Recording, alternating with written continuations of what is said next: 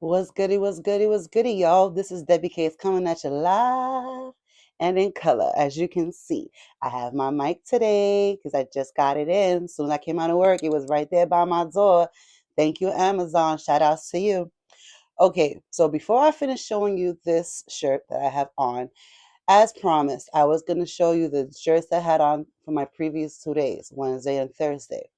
So, just so that way it would be a lot easier, I kept it to the same theme. So, for Wednesday, it was da da da da Nightmare on Elm Street, the Pumpkin King. That's everybody's favorite character. Then, yesterday, I had that's one. Yesterday, I had oh, another Nightmare Before Christmas shirt, again, with Jack Skeleton. Now, today, it's a little treat. This is the shirt I have on today. Let me move back so you can see it. This is the shirt. Awesome, isn't it? Oh, wait, look at the sleeves. Oh, look at the back. It says Nightmare Before Christmas.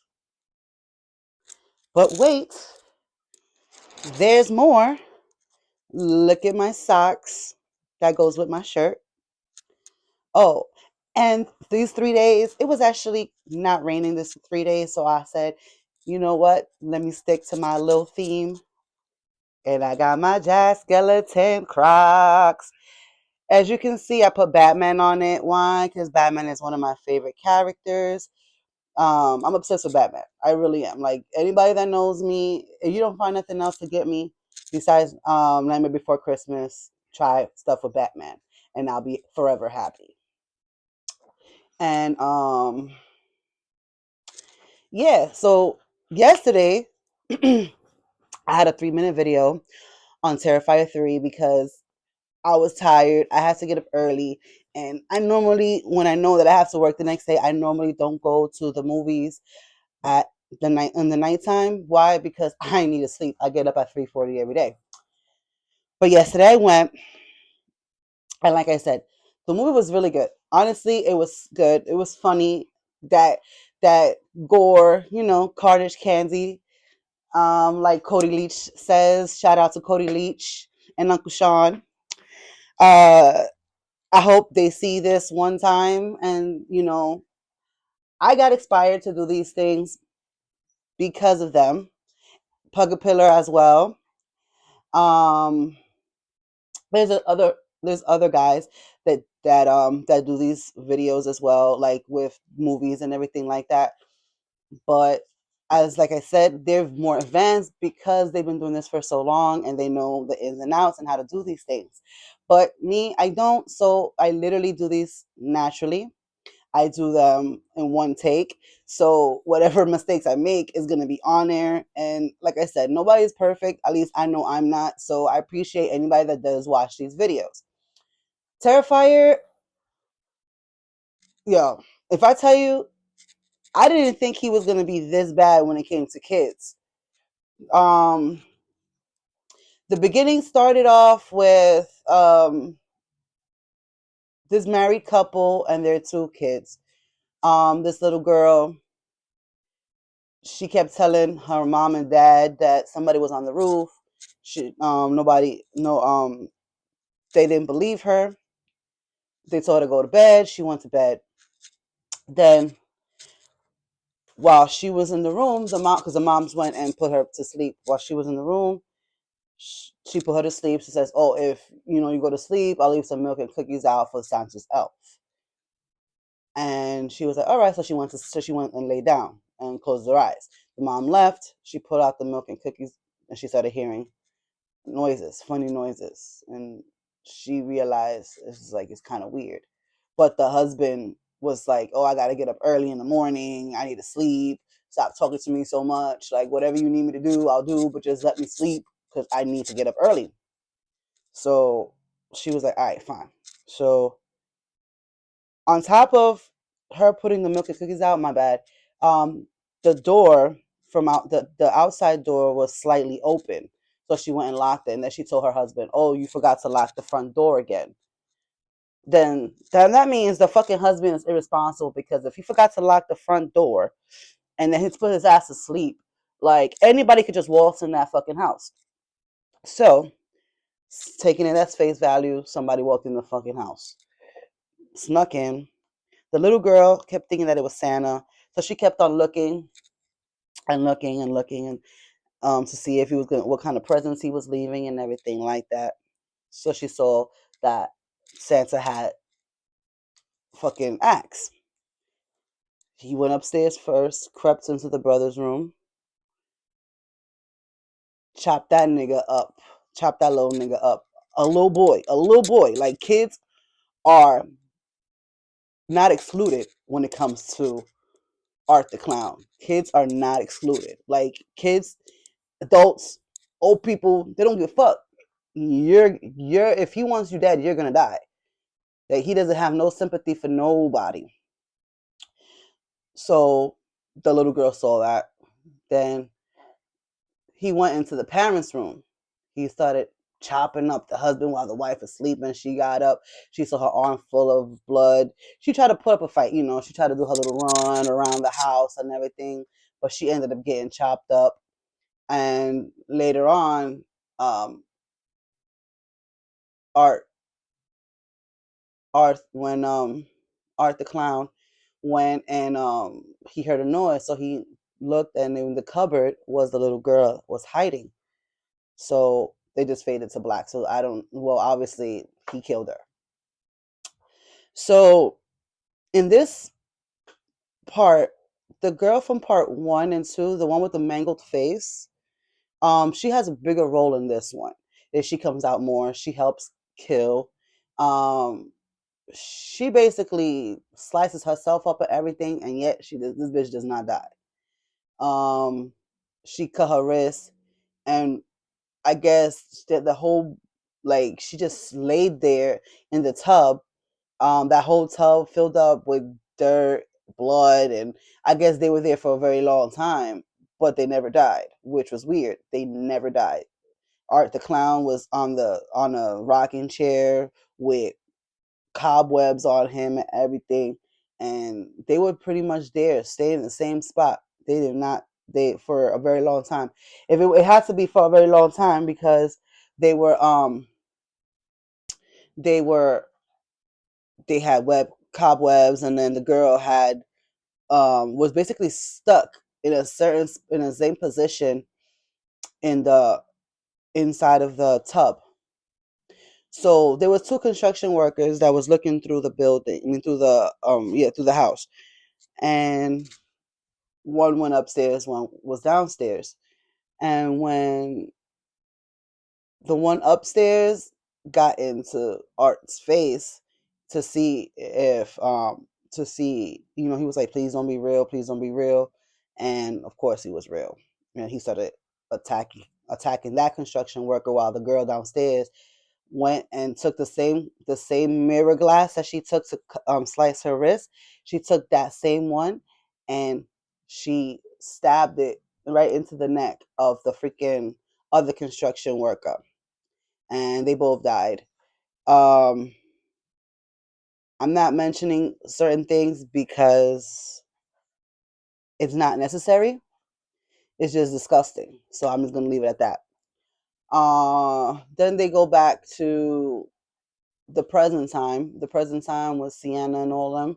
So Sienna was in a mental institution. She was on medication, all that kind of stuff. The uncle came. Well, the wife's husband, which is Sienna's aunt's husband, went and go pick up Sienna. Sienna went. Sienna's the final girl from part 2. She's the one that basically had the sword that was able to kill or chop off Art the Clown's head. Yes, I'm only skimming through these. I'm not really telling you the whole movie, because I would like for you guys to actually go out there, if you really like Terrifier, to go out there and watch it, because like I said, it's worth watching. Um, a lot of people exaggerated, saying that some people just went and freaking threw up, exiting out, throwing up, or feeling sick, or couldn't watch it. Me, I just freaking covered my face a little bit, and that was about it. Like there was really much.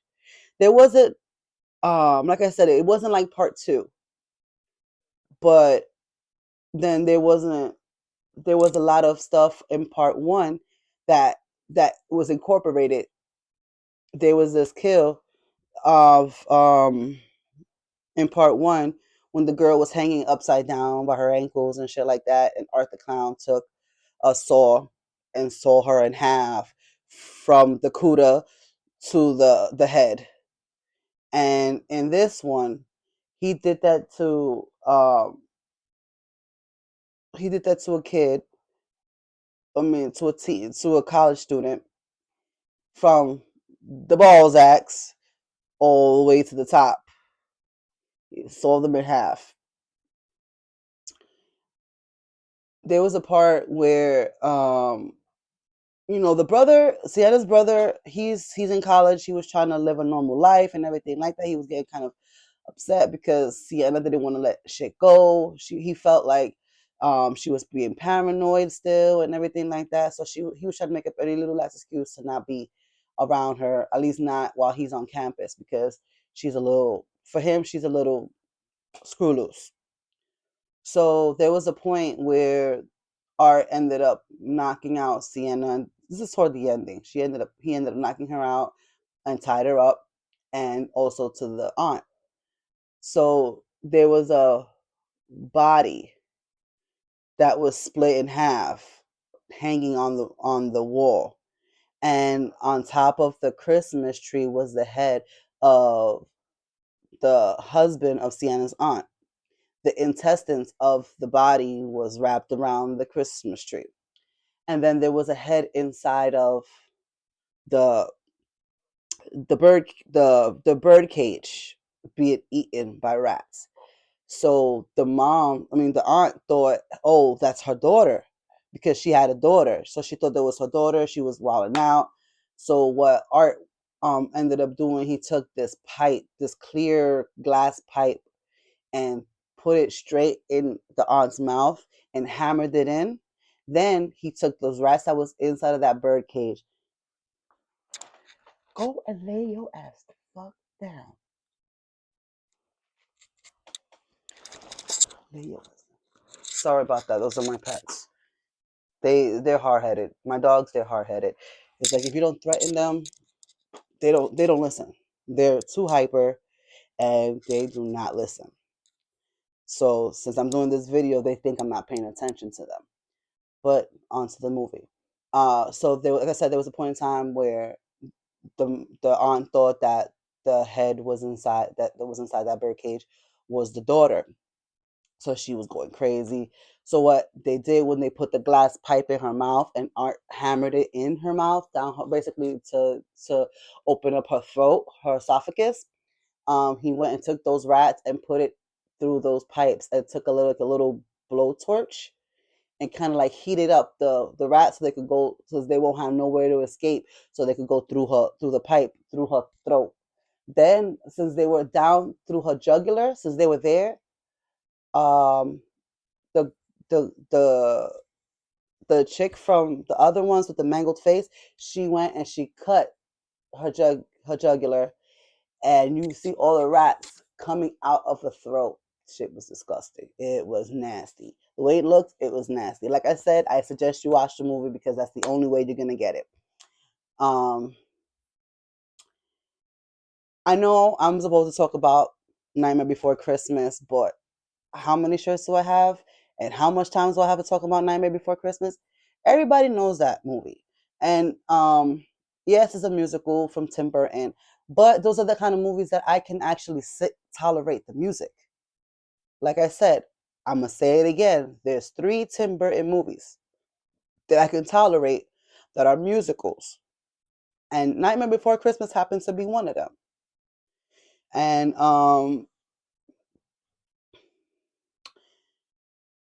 and like I said previously, I did go see the Joker too, but I'm not going into details into it because the fact is I walked out on it twice.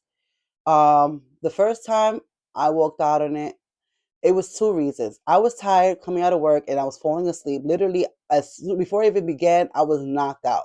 So when it started all cartoonish. I'm like, what the hell is this? And mind you, I love cartoons. I love my Looney Tunes, all that kind of stuff, my old school cartoons. So it had that old school feel. But I'm trying to figure out, why is it starting off this way? I let it go. So when it got back to reality, um, it was dragging a little bit, but I was keeping up. They got to a point when they started singing. As soon as they started singing, I said, "Oh, I gotta go," and I left. If it wasn't that I left my headphones, I would have not went back. So I went back and I said, let me go ahead and get my headphones. I know I said this in the other